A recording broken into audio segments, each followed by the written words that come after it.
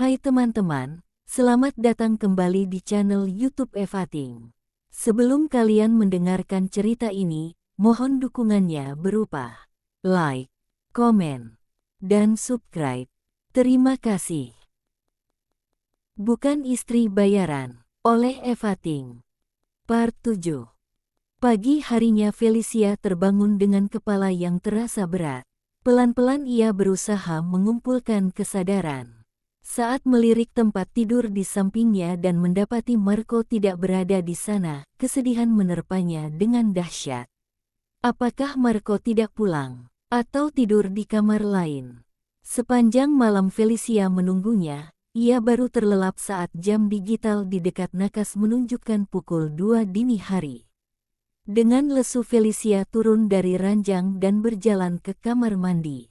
Kepalanya berat dan pusing. Perutnya juga mual. Paket sempurna untuk memulai hari yang terasa buruk. Setelah melewati muntah-muntah, mandi air hangat dan sedikit merasa lebih baik, Felicia keluar dari kamar, berjalan dengan langkah enggan ke dapur. "Marco mana, Bi?" tanya Felicia pada Bi Ija yang sibuk di dapur. "Bapak sudah pergi tadi pagi-pagi sekali, Nya." Bi Ija tersenyum tipis. "Kemana?" "Bibi tidak tahu, Nya." Felicia terdiam, lalu beranjak untuk mengambil air putih. 5 menit kemudian, saat ia duduk di kursi di beranda rumah, Bi Ija datang menghidangkan segelas susu. "Ini susu apa, Bi?" tanya Felicia heran. Mengapa setiap hari ia disuguhkan susu? "Bibi tidak tahu, Nya, Bapak yang beli." Felicia merasa heran, tapi tetap menerima susu yang Bi Ija hidangkan. "Terima kasih, Bi." Bi Ija berlalu dan Felicia seketika tenggelam dalam pikirannya. Perasaannya merana. Kemana Marco sepagi ini? Apakah dia jadi berangkat ke Tanjung Pinang? Felicia mendesah sedih. Andai tahu akan jadi begini, ia tidak akan berkeras untuk ikut ke Tanjung Pinang. Sebenarnya Felicia hanya ingin kembali merasakan indahnya pemandangan alam saat menuju Pulau Bintan, tempat kota Tanjung Pinang berdiri. Pulau yang terletak di depan Pulau Batam itu, membutuhkan waktu 1 jam perjalanan menggunakan kapal untuk mencapainya. Felicia senang bisa duduk di dek kapal dan memandang indahnya laut Kepulauan Riau. Mengagumi memukaunya air laut yang hijau dan jernih. Pulau demi pulau terapung indah di kiri dan kanan kapal. Sudah beberapa tahun berlalu, sejak panorama menakjubkan itu ia dapatkan. Sekarang ia ingin kembali menikmatinya. Tapi keinginannya malah memancing perang dingin antara ia dan Marco. Dengan perasaan gundah, Felicia meneguk susu hingga tandas, lalu kembali ke kamar. Tepat saat membuka pintu kamar, ponselnya yang terletak di meja rias berdering. Felicia berjalan cepat menuju meja rias, dan kecewa saat mendapati yang menghubunginya bukan Marco, tapi Kelvin. "Halo," sapa Felicia malas-malasan. "Hai, Fel. Apa kabar?" "Baik, Kelv," jawab Felicia singkat dan lesu. "Bagaimana kalau nanti siang kita makan bersama, Fel?" Felicia menghela napas berat. Semua perasaan tertariknya pada Kelvin sudah menguap tak berbekas. Di benak dan hatinya saat ini hanya ada Marco. Maaf, aku tidak bisa, Kelv. Aku sedang tidak enak badan." Felicia tidak berbohong dengan alasannya. Akhir-akhir ini selain sering merasa mudah lelah, ia juga mudah pusing dan mual.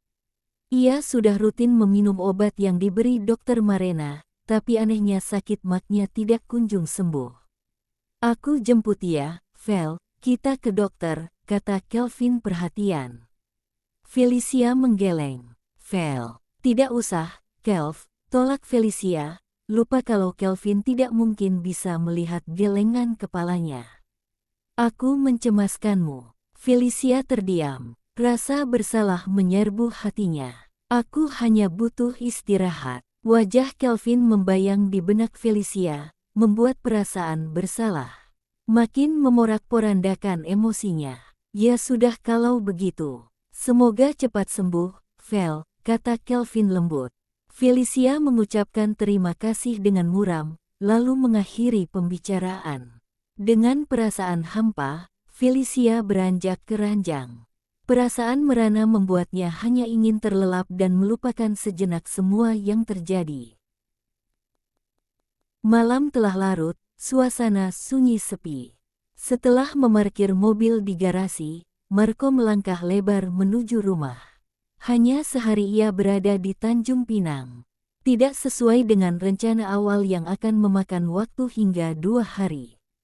Setelah memantau lokasi yang akan dibangun pertokoan, ia menyerahkan semua pekerjaannya pada karyawan kepercayaannya dan langsung kembali ke Batam saat itu juga.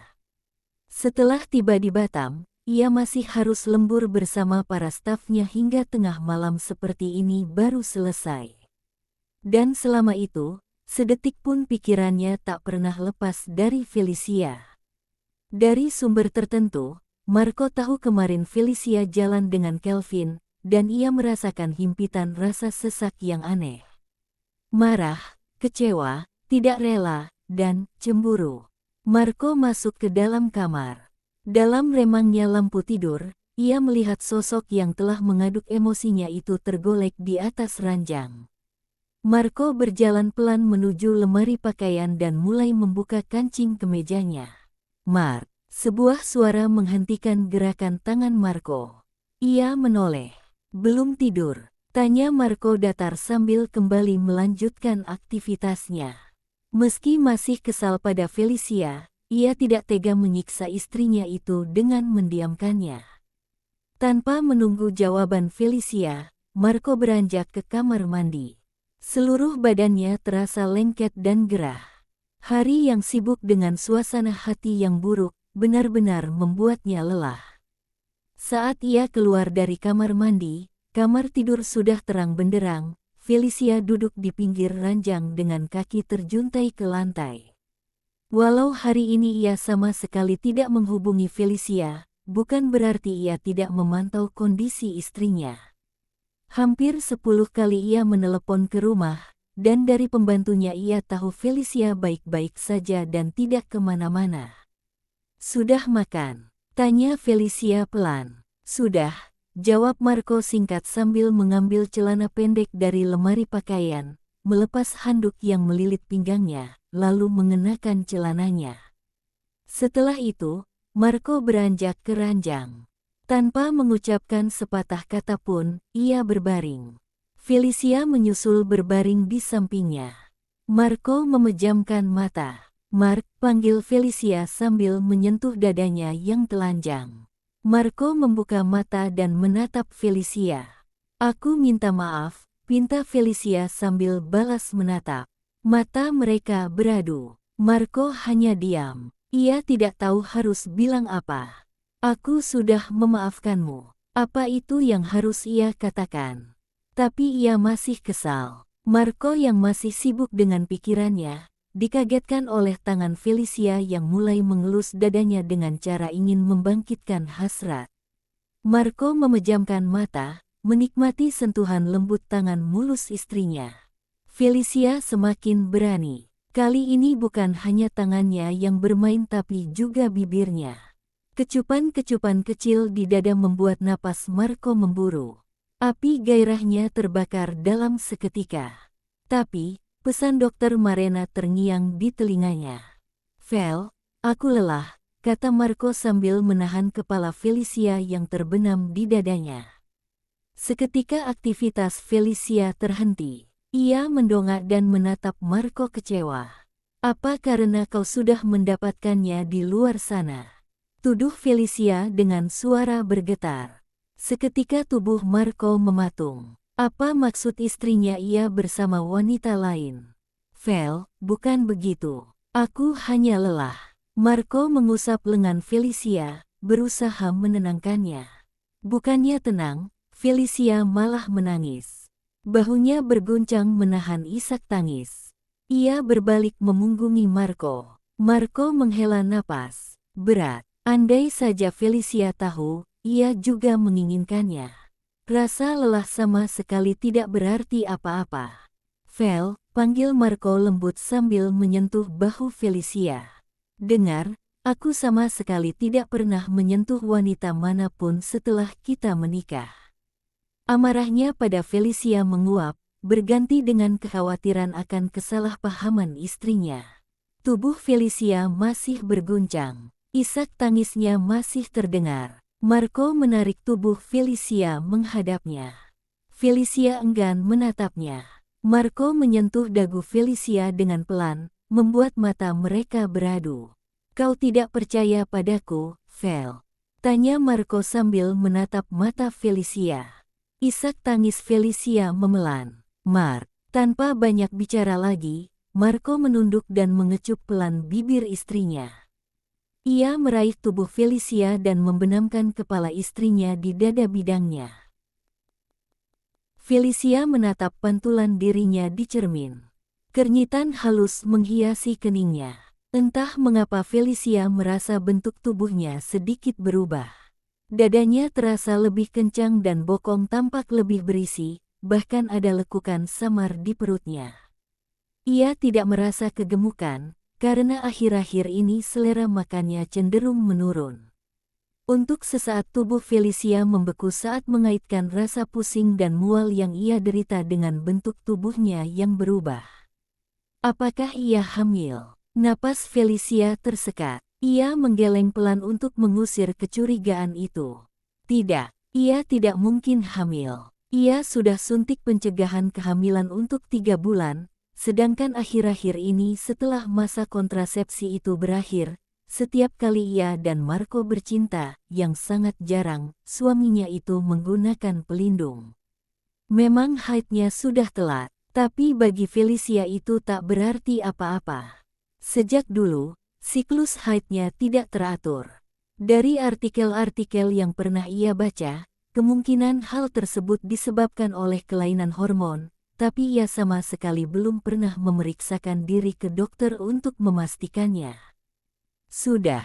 Suara Marco membuyarkan lamunan Felicia. Felicia menoleh dan tersenyum. 2 minggu sudah berlalu dari malam ia tidur dalam pelukan Marco dengan pikiran curiga karena Marco tidak menanggapi undangan bercintanya.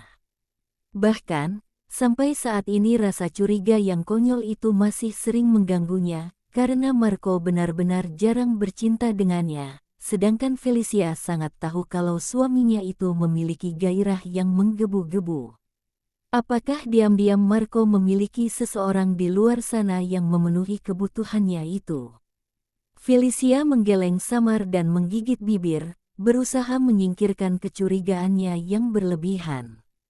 Mungkin saja Marco sedang banyak pekerjaan dan kelelahan. Ada apa? Tanya Marco sambil menyentuh pelan tangan Felicia. Lamunan Felicia buyar. Ia tersenyum tipis. Kenapa pakai gaun ini? Tanya Marco dengan nada kurang suka. Matanya mengamati tubuh Felicia tanpa berkedip. Felicia menunduk dan memandang gaun yang melekat di tubuhnya. Sebuah gaun berwarna putih tanpa lengan dengan model leher sedikit rendah namun elegan. Aku tidak suka kau mengenakan gaun ini, kata Marco kaku. Ia menuju lemari pakaian dan memilah-milah isinya. Memangnya kenapa? Tanya Felicia sambil mengerut kening. Bukankah gaun ini bagus? Anggun. Lehernya terlalu rendah. Aku tidak suka orang lain bebas melihat belahan dadamu. Hanya aku yang boleh melihatnya, kata Marco tajam sambil masih memilah-milah gaun di lemari. Darah Felicia berdesir.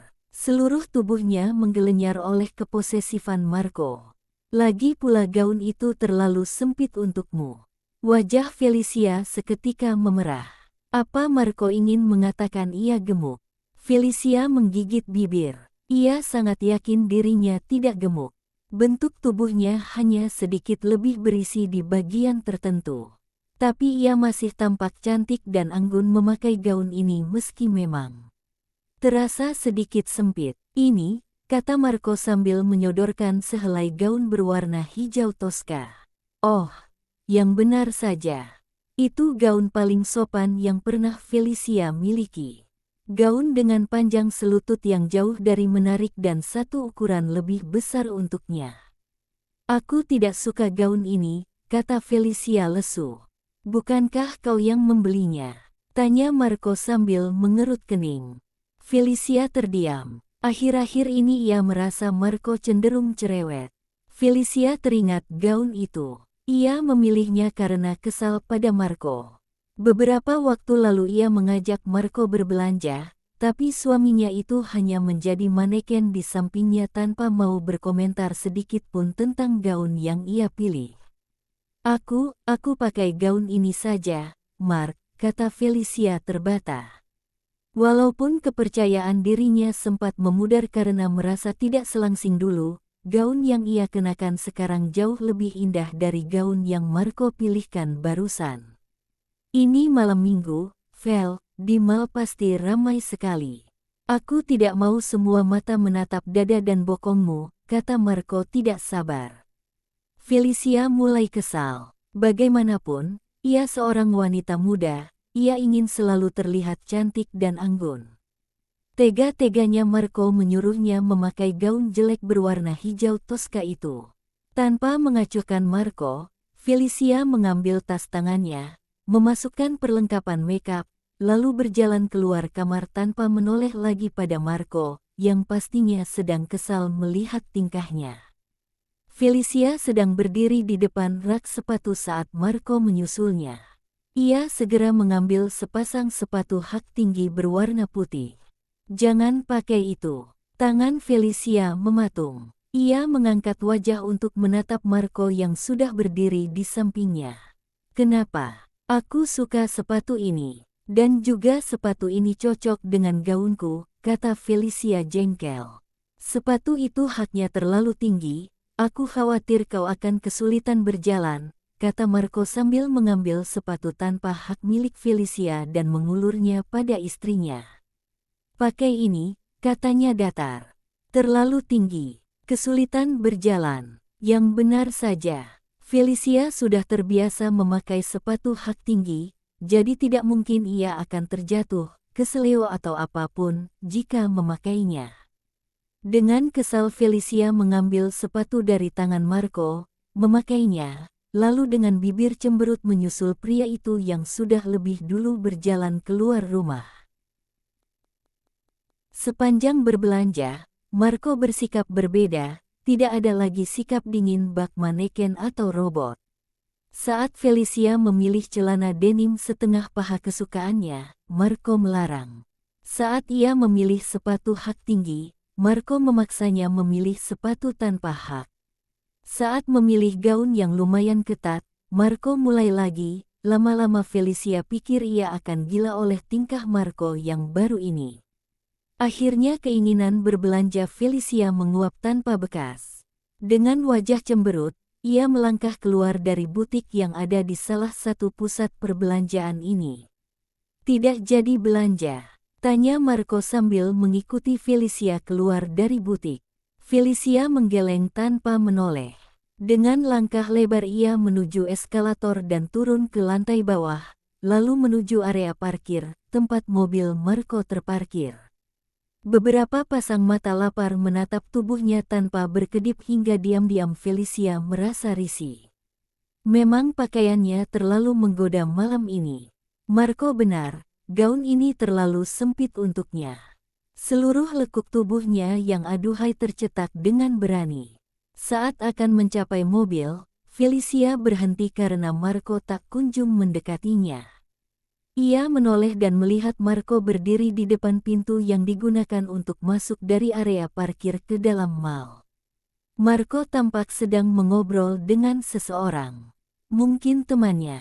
Felicia berbalik dan mengambil keputusan untuk menunggu di dalam mobil saja. Suasana area parkir sedikit sepi karena pastinya pengunjung masih asyik berbelanja saat ini. Ujung mata Felicia menangkap bayangan seorang anak muda yang entah datang dari mana, berjalan mendekatinya dengan raut mencurigakan. Tidak mengacuhkan kehadiran anak muda itu, Felicia mengulur tangan untuk meraih gagang pintu mobil. Felicia. Panggilan Marco mengejutkan Felicia. Ia menoleh. Marco berlari cepat ke arahnya dan dalam sekedip mata mencengkeram kerah leher baju anak muda yang sudah berada di dekatnya. Dada Felicia seketika berdebar tidak nyaman. "Kau mau mengganggu istriku?" "Hah?" bentak Marco pada anak muda itu dengan wajah merah padam. Saya." Wajah anak muda itu memucat. Darah seakan meninggalkan wajah Felicia. Ia memandang ngeri anak muda dengan wajah penuh jerawat itu.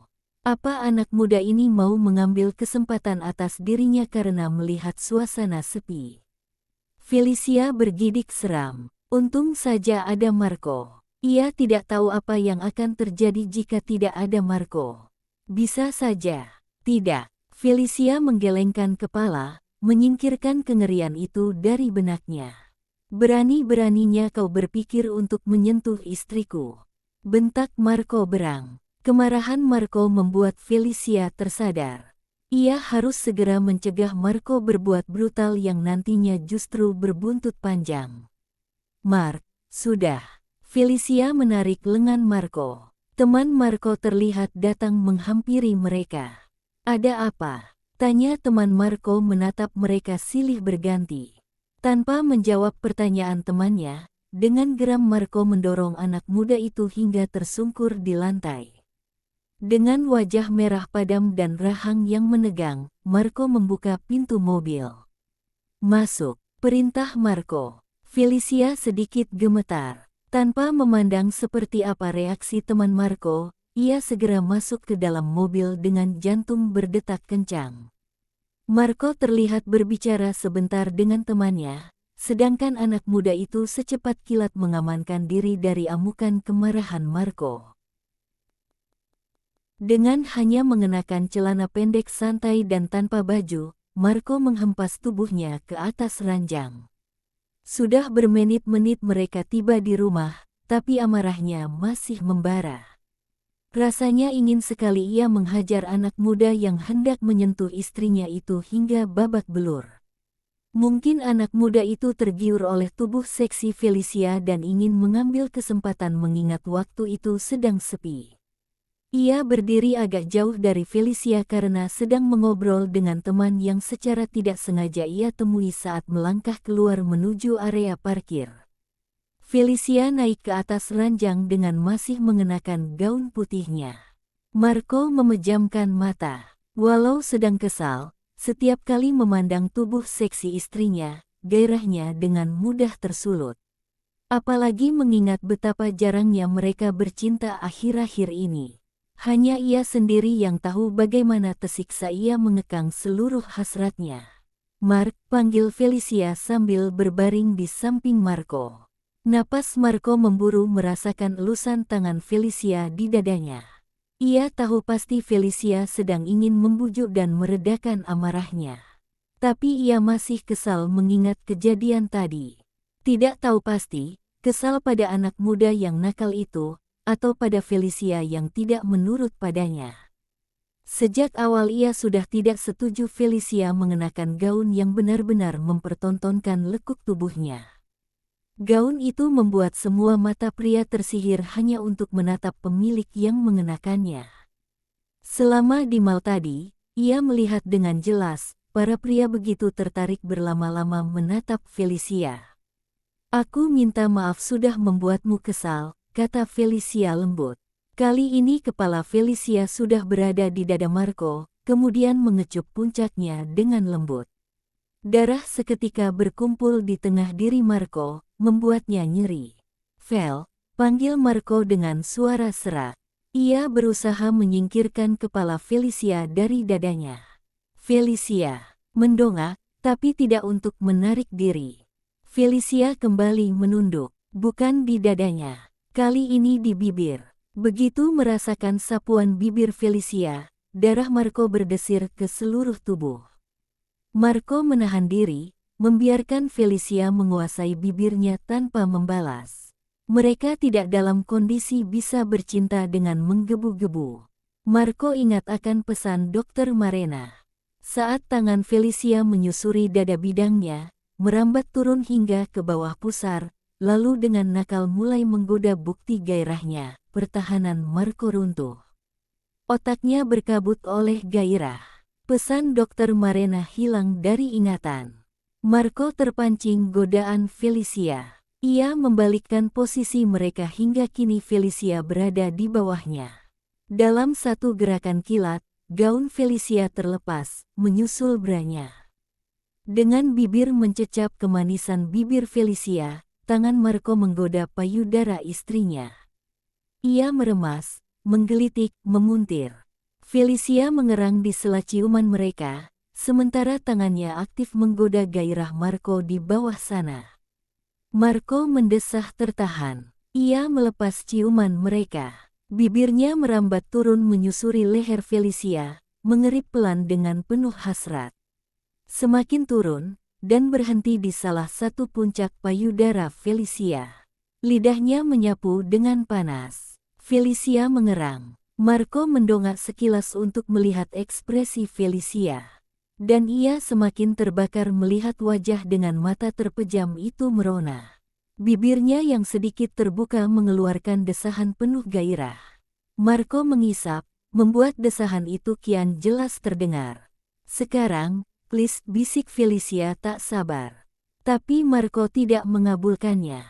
Ia juga sangat ingin menyatu dengan Felicia, tapi ia masih ingin sepuasnya menikmati keindahan tubuh istrinya. Cumbuan Marco semakin panas, semakin menggelora, sampai akhirnya, lama kemudian, setelah puas menggoda Felicia, Marco menyatukan tubuh mereka. Felicia melenguh. Marco memejamkan mata saat merasakan kerapatan Felicia mencengkeram gairahnya. Lalu tubuhnya bergerak pelan. Perlahan-lahan mengantar Felicia mencapai puncak-puncak kenikmatan tiada taraf. Berkali-kali. Bersambung. Novel-novel romantis karya Eva Ting tersedia dalam bentuk PDF. Untuk pemesanan hubungi WhatsApp Eva Ting. Terima kasih sudah mendengarkan cerita ini. Jangan lupa dukung Eva Ting dengan like, komen, dan subscribe. Ikuti juga Instagram, TikTok, dan Wattpad Eva Ting. Sampai jumpa di part berikutnya. Dilarang mengutip sebagian atau seluruh isi cerita ini dalam bentuk apapun tanpa izin tertulis dari Eva Ting. Hak cipta dilindungi undang-undang. All right reserved. Cerita ini adalah fiktif. Bila ada kesamaan nama tokoh, organisasi, dan tempat kejadian, itu hanyalah kebetulan belaka. Penulis tidak berniat menyinggung siapapun.